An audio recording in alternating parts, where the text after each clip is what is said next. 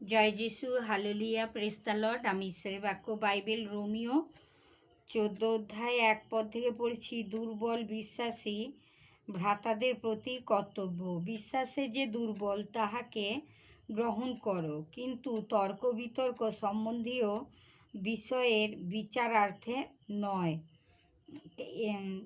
এক ব্যক্তির বিশ্বাস আছে যে সর্বপ্রকার দ্রব্যই খাইতে পারে, কিন্তু যে দুর্বল সে শাক খায়।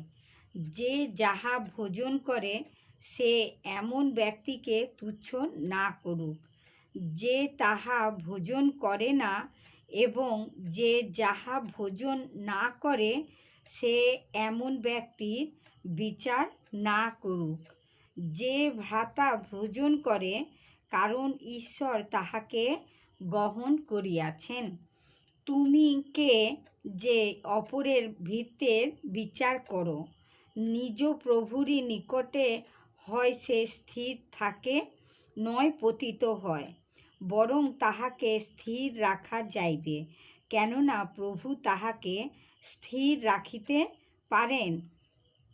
প্রভু তার আপন বাক্যে আশীর্বাদ করো। জয় যিশু, hallelujah, amen, praise the Lord.